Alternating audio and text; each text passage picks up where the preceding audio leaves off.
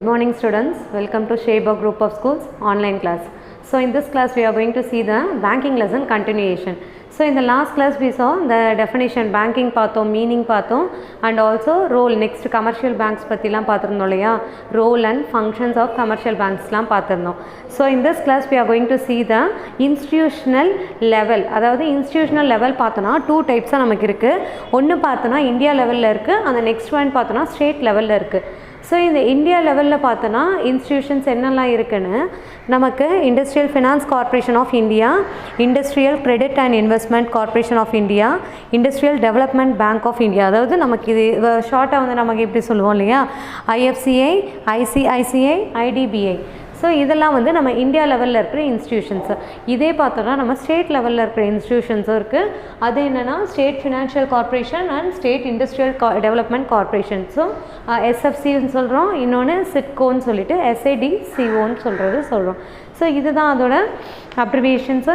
So next பார்த்தோன்னா நமக்கு first இருக்கிறது இந்தியா லெவல் இன்ஸ்டிடியூஷன்ஸில் ஃபஸ்ட்டு நமக்கு இருக்கிறது industrial finance corporation of India தான் இருக்குது.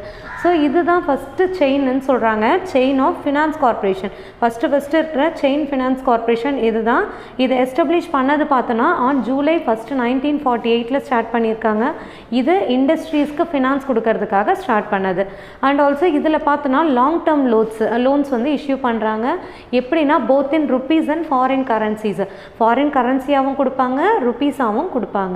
அதுக்கு அடுத்தது பார்த்தோன்னா பையிங் அண்ட் செல்லிங், நிறைய ஷேர்ஸு, டெபென்ச்சர்ஸு இதெல்லாம் வாங்குறது விற்கிறது எல்லாமே வந்து இந்த ஐஎஃப்சிஐயில் பண்ணுறாங்க.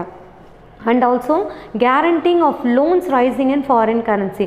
ஸோ வந்து நமக்கு ஃபாரின் கரன்சியில் லோன்ஸ் ரைஸ் ஆகிறதுக்கு அது ஒரு கேரண்டி கொடுக்குறாங்க, லோன்ஸ் இஷ்யூ பண்ணுறாங்க. அண்ட் ஆல்சோ ஃபாரின் கரன்சியாகவே நமக்கு இஷ்யூ பண்ணுறாங்க. So next one, financial assistance of IFCI can be availed by any limited companies in the public, private or a joint sector by cooperative society incorporated in India. ஆக்சுவலாக இந்த IFCI பார்த்தோன்னா industries எதுக்கெல்லாம் loans issue பண்ணுறாங்க, எதுக்கெல்லாம் help பண்ணுறாங்கன்னு பார்த்தோன்னா நிறைய private sectors, public sectors, joint sectors and cooperative society like this எல்லாமே நம்ம இந்தியாவில் இருக்கிறதுக்கு ஹெல்ப் பண்ணுறாங்க. ஸோ இந்த ஸ்பெசிஃபைடு இண்டஸ்ட்ரீஸ் மோஸ்ட்லி வந்து இண்டஸ்ட்ரியல் ஆக்டிவிட்டீஸ்க்காக தான் வந்து இது வந்து இஷ்யூ பண்ணிகிட்ருக்காங்க. ஸோ சர்ச் financial assistance will be available for new industrial projects. ஒரு நியூவாக வந்து ஒரு இண்டஸ்ட்ரியல் ப்ராஜெக்ட்ஸ் ஏதாவது பண்ணுறதுனாலும் அதுக்காகவும் இஷ்யூ பண்ணுறாங்க, ஃபண்ட்ஸ் வந்து இஷ்யூ பண்ணிகிட்டு இருக்காங்க. So IFCI rises its resource by the issue of bonds in the market, borrowing from industrial development and borrowings in international capital market. So IFCI பார்த்தனா issue bonds issue பண்ணுறது மார்க்கெட்டில், அதே மாதிரி borrowing from industrial development bank கிட்ட இருந்து borrow பண்ணுறது, இது எல்லாமே IFCIயோட ஒரு ஒர்க்காக இருக்குது. நெக்ஸ்ட்டு பார்த்தோன்னா நமக்கு இருக்கிறது industrial credit and investment corporation of India second இருக்கிறது. இதில் இது வந்து நம்ம ஐசிஐசிஐன்னு சொல்கிறோம். இதோட ஃபங்க்ஷன்ஸ் இருக்குது ஒரு சிலது. என்னென்னு பார்த்தா அசிஸ்டன்ஸ் டு இண்டஸ்ட்ரீஸ், ஆக்சுவலாக இண்டஸ்ட்ரீஸ் எல்லா இண்டஸ்ட்ரீஸ்க்கும் ஹெல்ப் பண்ணுறது. நெக்ஸ்ட்டு பார்த்தோன்னா ஃபாரின் கரன்சி லோன்ஸ்க்கு ஹெல்ப் பண்ணுறது, மர்ச்சன்ட் பேங்கிங் இந்த ட்ரேடிங்லாம் பண்ணுறதுக்கு, பில் ஆஃப் எக்ஸ்சேஞ்ச் பண்ணுறதுக்கு, அண்ட் வந்து நிறைய ப்ராஜெக்ட்ஸ்க்காக கொடுக்கறது, ஹவுசிங் லோன்ஸ்க்காக கொடுக்கறது லைக் திஸ். இதை மாதிரி எல்லாத்துக்கும் லீசிங் ஆப்ரேஷன்ஸ்க்கு இந்த இதுக்காக மணி கொடுக்கறது எல்லாமே பார்த்தோன்னா ஐசிஐசிஐ. ஸோ ஹியர் இது ஸ்டார்ட் பண்ணது பார்த்தோன்னா 5th January 1955 ஜாயிண்ட் ஸ்டாக் கம்பெனியாக வந்து இது ஒரு 3-man மிஷன் வந்து ஸ்டார்ட் பண்ணியிருக்காங்க, ஸ்பான்சர் பண்ணியிருக்காங்க பை த வேர்ல்டு பேங்க் வந்து ஸ்டார்ட் பண்ணியிருக்காங்க. And after that to the government of India. So channelise the world bank funds to industry in India, help build up a capital market. இது என்னென்னா நம்மளோட capital மார்க்கெட்டை வந்து increase பண்ணவும் ஹெல்ப்ஃபுல்லாக இருக்குது. And also ICICI was held by the private companies, institutions and individuals. So இதோட capital பார்த்தோன்னா எதுலேருந்தெல்லாம் இது கேபிட்டல் வந்து கிடைக்குதுன்னா private sectors and institutions, many institutions and individual பர்சன்ஸ்கிட்ட இருந்து. So help by public sector institutions searches. ஆக்சுவலாக இதில் ப்ரைவேட் மட்டும் இல்லை, பப்ளிக் செக்டார் இன்ஸ்டிடியூஷன்ஸும் இருக்குது லைக் LIC அண்ட் GCI. இதிலருந்தும் வந்து நமக்கு ஃபண்ட்ஸ் வந்து வருதுன்னு சொல்கிறாங்க capital. And also since 1973 the ICICI has entered the international capital market. So 1973 ICICI வந்து இன்டர்நேஷ்னல் கேபிட்டல் மார்க்கெட்டில் என்டர் ஆகிருக்கு through the foreign currency loans மூலமாக. அந்த நெக்ஸ்ட்டு பார்த்தோன்னா the ICICI allows borrows from also borrow from the Industrial Development Bank of India and the government. ஆக்சுவலாக இதில் பார்த்தோன்னா நிறைய வந்து இண்டஸ்ட்ரியல் டெவலப்மெண்ட்டுக்காக பாரோ பண்ணுறது மணி பாரோஸ்லாம் வந்து இண்டஸ்ட்ரியல் டெவலப்மெண்ட்டுக்காக பண்ணுறாங்க ஐசிஐசிஐயில். இதுக்கு அடுத்தது நம்ம பார்க்க போகிறது பார்த்தோன்னா நெக்ஸ்ட் இருக்கிறது industrial development bank of India. நம்ம ஃபஸ்ட்டு பார்த்தது IFCI, second ICICI, third one is IDBI. So IDBI பார்த்தோன்னா bank has been considered with the primary object of creating an apex institutions to coordinate the activities. Actually இதோட activities எல்லாமே financial institutions activities தான், including banks. And also இதில் the development bank was only owned subsidiary to the Reserve Bank of India up to actually இந்த bank பார்த்தோன்னா ஒரு சப்சிடரியாக தான் இருந்திருக்கு reserve பேங்க்குக்கு எது வரைக்கும்னு பார்த்தா February 15, 1976 வரைக்கும். பட் ஆஃப்டர் தட் February 16, 1976 இது வந்து அட்டானமஸ் ஆச்சு. அதுக்கு முன்ன வரைக்கும் வந்து ஒரு சப்சிடரி பேங்காக தான் இருந்திருக்கு. ஸோ ஃபங்க்ஷன்ஸ் பார்த்தோன்னா இதுலேயும் இந்த சேம் திங், இந்த ஃபினான்ஷியல் இன்ஸ்டிடியூஷன்ஸ்க்கு இவங்க வந்து ஹெல்ப் பண்ணுறாங்க அண்ட் ஆல்சோ இண்டஸ்ட்ரியல் ஆக்டிவிட்டீஸ்க்காக ஹெல்ப் பண்ணுறாங்க. ஸோ இந்த ஸ்பெஷல் ஃபீச்சர் பார்த்தோன்னா இவங்களது provision for creation of special fund. ஆக்சுவலாக ஸ்பெஷல் ஃபண்டு க்ரியேஷன் பண்ணுறது இஸ் ஆல்சோ நோன் அஸ். இந்த ஸ்பெஷல் ஃபண்டை என்னன்னு சொல்கிறாங்கன்னு பார்த்தோன்னா டெவலப்மெண்ட் அசிஸ்டன்ட் ஃபண்டுன்னு சொல்கிறாங்க. அது டெவலப்மெண்ட் அசிஸ்டன்ட் ஃபண்டுன்னு சொல்கிறாங்க. So the financing of export was also undertaken by IDBI till the establishment of Exim Bank in March 1982. So exports, the financing of exports export பண்ணுறது financing தான் was also undertaken. IDBI இந்த ஒர்க்கும் பண்ணியிருக்கு, financing of exportsம் பண்ணியிருக்கு. எது வரை எப்போன்னு பார்த்தோன்னா மார்ச் 1982 வரைக்கும் இது செஞ்சுருக்காங்க. இது எல்லாமே பார்த்தோன்னா இந்தியா லெவலில் இருக்கிற இன்ஸ்டிடியூஷன்ஸில் நமக்கு பண்ணுது. நெக்ஸ்ட் இருக்கிறது பார்த்தோன்னா ஸ்டேட் லெவலில் இருக்கிற இன்ஸ்டிடியூஷன்ஸு. இதில் நமக்கு 2 டைப்ஸ் இருக்குது, state finance corporation and state industrial டெவலப்மெண்ட்னு சொல்லிட்டு 2 டைப்ஸ் இருக்குது, சிட்கோன்னு சொல்லி. ஸோ ஃபர்ஸ்ட் ஒன் பார்த்தோன்னா state financial corporation the government of India passed. இது பார்த்தோன்னா 1951 இதை கவர்மெண்ட் ஆஃப் இந்தியா ஸ்டார்ட் பண்ணியிருக்காங்க. இந்த SFCயை வந்து கவர்மெண்ட் ஆஃப் இந்தியா எப்போ ஸ்டார்ட் பண்ணாங்க? 1951. So mainly intended for the development of small and medium industrial units. Mostly the start பண்ணதே small industries and medium industries developmentக்காக தான் இதை ஸ்டார்ட் பண்ணியிருக்காங்க. So as well as the SFC provide loans and underwriting assistance to industrial units. ஆக்சுவலாக இதில் பார்த்தோன்னா SFC வந்து நிறைய loans வந்து இண்டஸ்ட்ரீஸ்க்கு இஷ்யூ பண்ணுறாங்க and also buying and selling shares, debentures இதெல்லாம் பை பண்ணுறது, செல் பண்ணுறது லைக் திஸ் இதுவும் செஞ்சிட்ருக்காங்க. இதில் பார்த்தோன்னா இவங்க இஷ்யூ பண்ணுற இண்டஸ்ட்ரியலுக்கு இஷ்யூ பண்ணுற லோன்ஸ் பார்த்தோன்னா 60 lakhs வரைக்கும் அவங்க வந்து கேபிட்டல் அமௌண்ட்லேருந்து அவங்க மணி வந்து மேக்ஸிமம் அமௌண்ட் 60 lakhs இஷ்யூ பண்ணலாம் அவங்க. And also the SFC depend upon the IDBI. Actually இவங்க எதை டிபெண்ட் பண்ணியிருக்காங்க எஸ்எஃப்சின்னு பார்த்தோன்னா ஐடிபிஐ தான் டிபெண்ட் பண்ணி இருக்காங்க. ஸோ ஹியர் ஆல்சோ த எஸ்எஃப்சிக்கு also make a temporary borrowings. ஒரு டெம்ப்ரவரியாக வந்து ஆர்பிஐட்டேருந்து பாரோ பண்ணிக்கிறது அண்ட் ஆல்சோ ஐடிபிஐட்டேருந்து ஒரு பாரோ பண்ணிக்கிறது லைக் திஸ் இந்த ஒர்க்கெல்லாம் எஸ்எஃப்சி பண்ணுறாங்க. ஸோ இந்த எஸ்எஃப்சிக்கு அடுத்தது பார்த்தோன்னா சிட்கோன்னு சொல்கிறோம், state industrial development of India. இது வந்து சிட்கோன்னு சொல்லுவோம். So here the Industrial Development Corporation have been sent up by the state government and they only owned by them. So இது ஃபுல்லாகவுமே பார்த்தோன்னா ஸ்டேட் கவர்மெண்ட்டோட கண்ட்ரோலில் தான் இருக்கும். இது இந்தியா லெவலில் இருக்கிறது, this is under the state level. So இது ஃபுல்லாகவுமே என்னது ஸ்டேட் கவர்மெண்ட்டோட கண்ட்ரோலில் இருக்குது. And also SIDCO provide financial assistance to industrial. ஆக்சுவலாக இதுலேயும் வந்து இண்டஸ்ட்ரியலுக்காக நிறையா லோன்ஸ் கொடுக்கறது, அதுக்கப்புறம் வந்து பையிங் செல்லிங் இதை மாதிரி ஷேர்ஸ், டெபென்ச்சர்ஸ் இதெல்லாம் வாங்குறது, இந்த ஒர்க் தான் பண்ணுறாங்க. So economic service, projects identification, preparation of feasibility, selection and training. இவங்களோட ஒர்க் வந்து வெறும் வந்து லோன்ஸ் இஷ்யூ பண்ணுறது அண்ட் ஆல்சோ ஷேர்ஸ், டெபென்ச்சர்ஸ் இதெல்லாம் பையிங் அண்ட் செல்லிங் பண்ணுறது மட்டும் இல்லாமல் இவங்க வந்து ப்ராஜெக்ட்ஸ் நிறையா பண்ணுறது அண்ட் ஆல்சோ நிறைய வந்து ட்ரைனிங்ஸ் நிறைய செலெக்ஷன் பண்ணுறது. ஒரு ஆண்டர்ப்ரனர் இருக்காருன்னா அவரை எந்த மாதிரி செலக்ட் பண்ணலாம், எதை மாதிரி ட்ரைனிங் கொடுக்கலாம் லைக் திஸ் இதெல்லாம் வந்து செய்கிறதும் நம்ம சிட்கோ வந்து செஞ்சுட்டு வராங்க. ஸோ இவங்களோட SIDCO get get refinance facilities from IDBI. They also borrow through bonds and accept deposits. இவங்க அதில் deposits accept பண்ணிக்கிறாங்க and also bonds எல்லாமும் accept பண்ணிக்கிறாங்க, borrow பண்ணிக்கிறாங்க. ஸோ இதில் take 26%. சிட்கோ இதில் எவ்வளோ வந்து கேபிட்டல் இன்வெஸ்ட்மெண்ட் பண்ணுதுன்னா 26%. அதே இது ப்ரைவேட் ப்ரமோட்டர்ஸ் வந்து 25%. ப்ரைவேட் நெக்ஸ்ட்டு பார்த்தோன்னா ரெஸ்ட் பேலன்ஸ் இருக்கிறது investing public peoples like this, இவங்க இன்வெஸ்ட் பண்ணுறது தான் வந்து பேலன்ஸு. ஸோ இதுதான் கேபிட்டல் அமௌண்ட் பேலன்ஸ் பண்ணுறது. இதோட உனக்கு இன்ஸ்டிடியூஷனல் செட்டப் வரைக்கும் முடிஞ்சிருச்சு. அதில் உனக்கு 3 டைப்ஸ் இந்தியாவில் பார்த்தோம், ஸ்டேட் லெவலில் 2 டைப்ஸ் பார்த்தோம். நெக்ஸ்ட்டு பார்த்தோன்னா மானிட்டரி பாலிசி இருக்குது. ஸோ இந்த monetary policy laid down by central bank towards the management of money supply. Monetary policy பார்த்தோன்னா இதை எப்படி ஸ்டார்ட் பண்ணாங்கன்னா, ஆக்சுவலாக சென்ட்ரல் பேங்க் தான் எதுக்காக மணி சப்ளையும் இன்ட்ரெஸ்ட் ரேட்டையும் வந்து கண்ட்ரோல் பண்ணுறதுக்காக இதை ஸ்டார்ட் பண்ணியிருக்காங்க. So macro economics objectives mostly இந்த மானிட்டரி பாலிசியில் பார்த்தோன்னா இந்த இன்ஃப்ளேஷனு, கன்சம்ஷன், க்ரோத், லிக்விடிட்டி இதை பற்றி தான் இதில் இருக்கும், இதில் பார்க்க போகிறது. So the monetary policy gained its significance after the world war டூக்கு அடுத்தது தான் நம்ம இதை ஸ்டார்ட் பண்ணியிருக்கோம். Was started by the Milton ஃப்ரைட்மேன்ன்றவர் இதை ஸ்டார்ட் பண்ணியிருக்காரு. And who is associated with the doctrine of monetarism and also who received Nobel prize. இவர் ஒரு நோபல் ப்ரைஸும் வாங்கியிருக்காரு 1976. So he boldly announced in the book.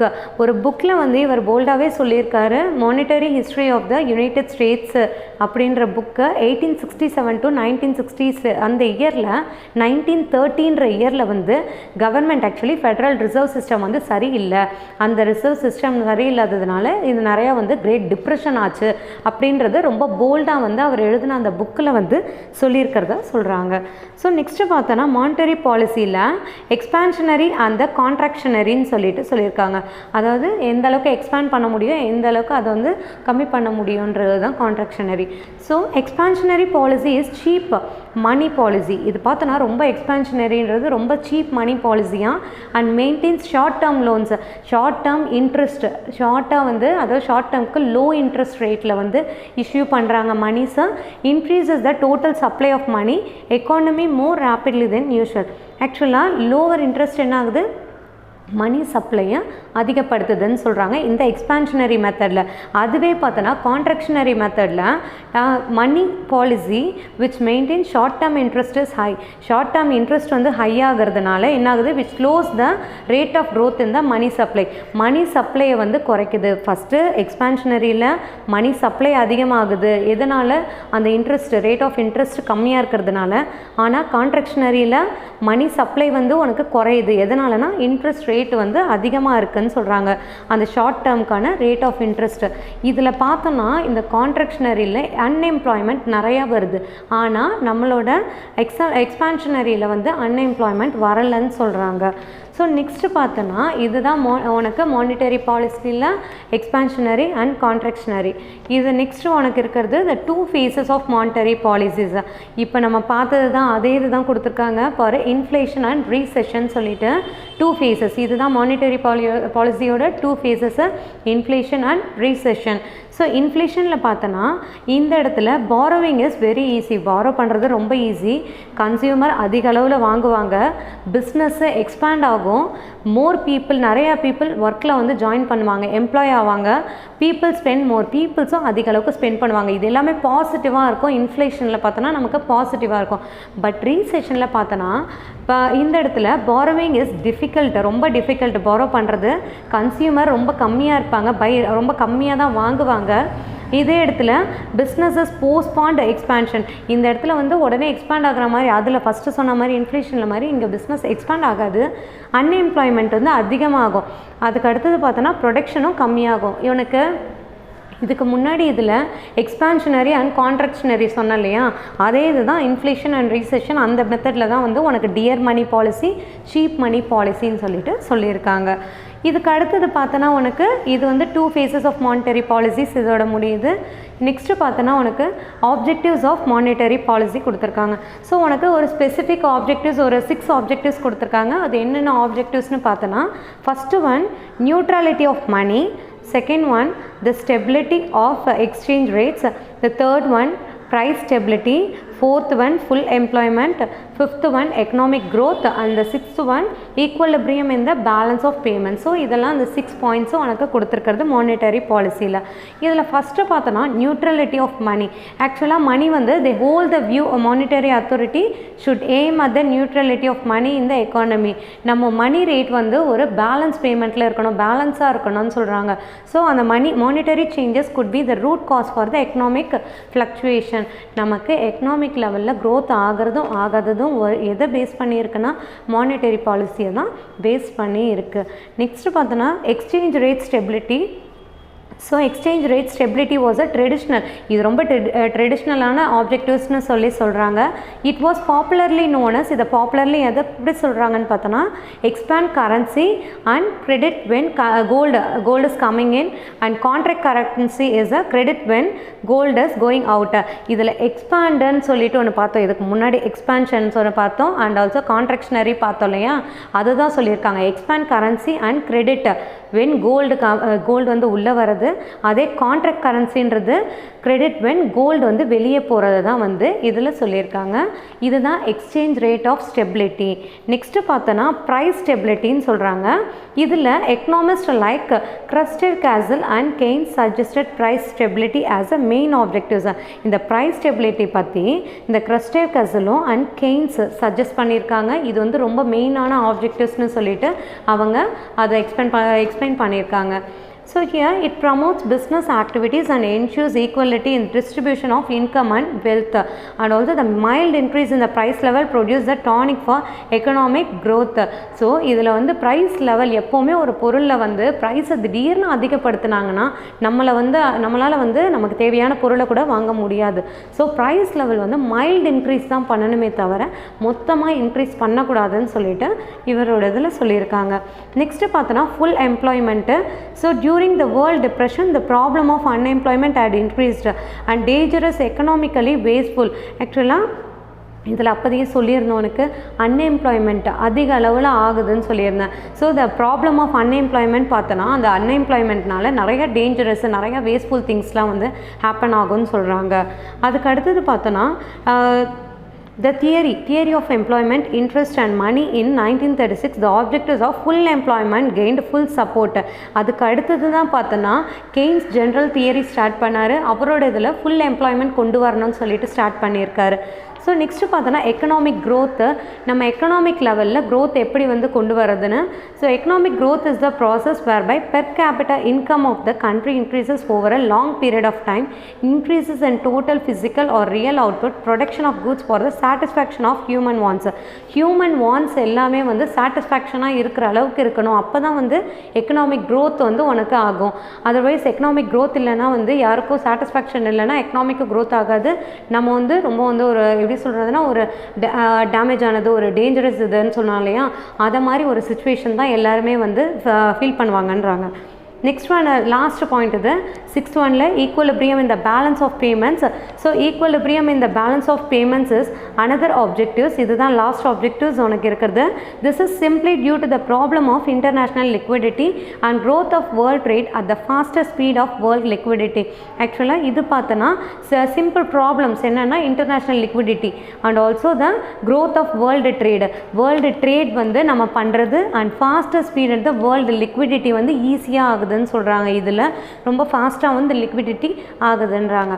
So இதுதான் உனக்கு லாஸ்ட்டு ஈக்குவலிபிரியம் இந்த பேலன்ஸ் ஆஃப் பேமெண்ட்ஸ். இப்போ பார்த்தோன்னா உனக்கு நம்ம ஸ்டார்டிங்லேருந்து என்ன பார்த்துருப்போம், பேங்கிங் பற்றி பார்த்துருந்துருக்கோம். நெக்ஸ்ட் உனக்கு ஸ்டார்டிங்காக சொல்லியிருந்தேன் பேங்கிங் அண்ட் கமர்ஷியல் பேங்க்ஸ் பற்றிலாம் பார்த்துருந்தோம் இல்லையா.